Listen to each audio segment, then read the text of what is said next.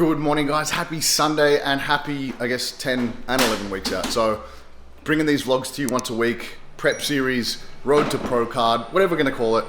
I'm just going to put it out there because I feel like the more you talk about your goals, the more you talk about your ambitions, hopefully you kind of, manifest them into reality. So at the moment, it's Sunday here in Sydney. So we're 10 weeks out from the first show, which is the New South Wales State Qualifier.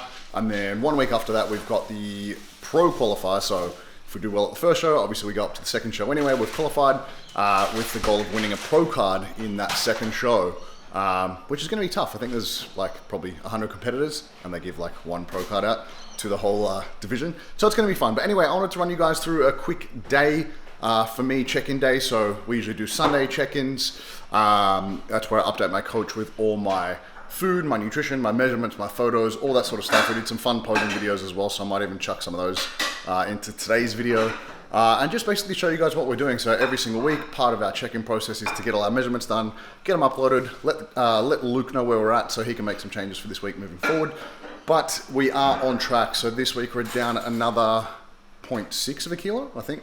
0.8 of a kilo. So definitely trending down. Weekly average around 91.2 at the moment. So that leaves me about, I think 6 kilos left to go to get off before stage. So that's going to be fun. But anyway, I'm starving. I've done some posing. I've done all my data check-in. I'm going to make some breakfast and then maybe I'll jump in when I've had some breakfast and we're going to go to the gym later. I'm going to take you guys through a pool workout.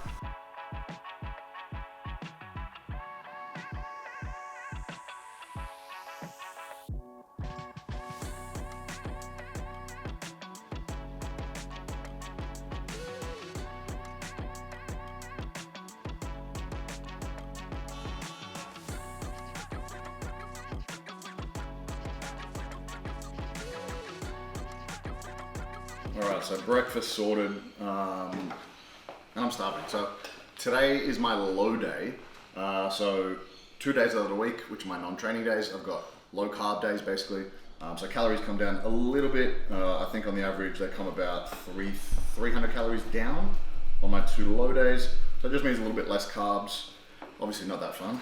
So starting to get hungry now, and full transparency, it's definitely getting a lot harder week to week now as things get a little bit stickier. Calories are coming down, cardio's up for the most part.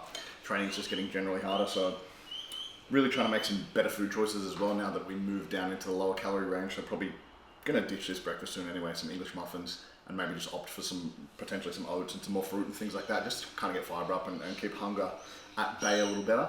But yeah, other than that, things are moving well. We're definitely on track. Like I said before, we've got about 6 kilos to go and still about 10 weeks to get there. So we're aiming roughly half kilo a week, slightly more, which I've been doing most weeks anyway, probably higher, like 0.6 to 0.8. So definitely on track. Things are moving in the right direction, just getting a little bit harder now. So anyway, I'm gonna smash this breakfast and then I'm gonna take you guys through a full pull hamstring workout basically. So it's my second leg and back day to bring up that total training frequency for the week. So I'll rip into this and I'll see you guys at the gym for a pull and hamstrings.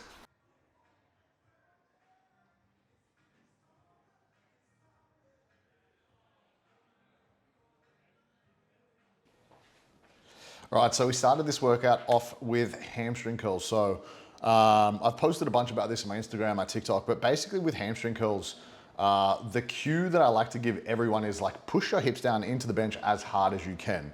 So for the boys out there listening, it's push your nuts into the pad. For this one, I had 4 working sets, 10 to 15 reps. So obviously over the last couple of weeks, we've just been increasing either the load or the reps every single week and just matching that top end every single time so that we're constantly progressing by either load or reps. The next movement, we had RDLs. So that's my main hip hinge variation for this workout. It is our posterior dominant workout.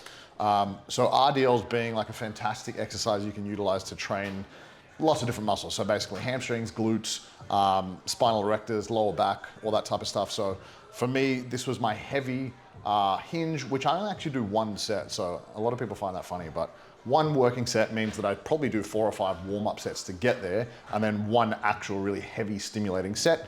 Generally in the sort of 6 to 10, 8 to 12 rep range. I think this one we got up to 160, 170 kilos, which I did actually get for 12 reps, so there you go.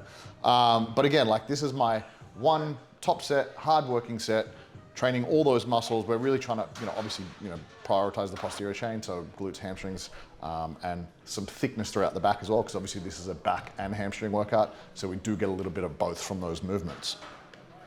So after that RDL, we moved on to split squat. So for my training frequency throughout the week, I've got sort of one like full leg workout, which is quads and hamstrings.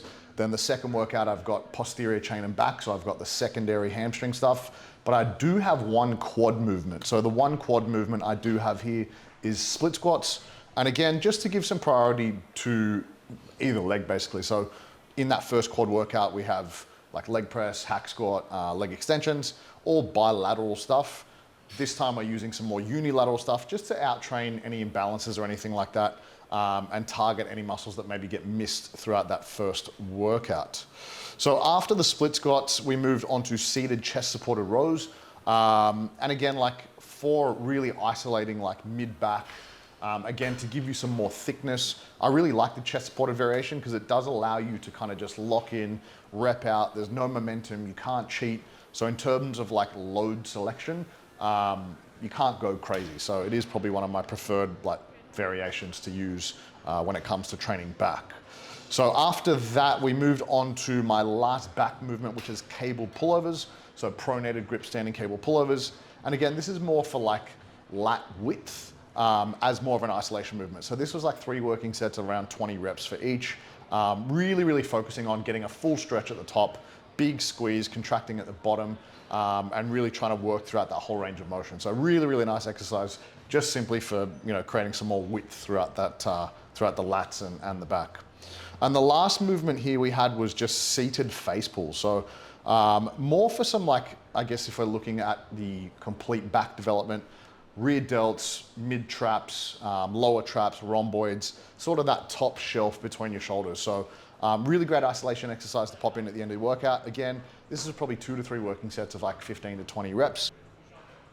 All right, guys, so that's it from me in episode 3 of the prep series. Make sure you do all that fun YouTube stuff, like, comment, share, and it would mean the world to me if you sub to the channel. The more of you guys that sub to the channel, the more fun videos I can make every single week and keep you informed and document this whole process over the next couple of months. But until next time, I'll see you guys next week for episode 4.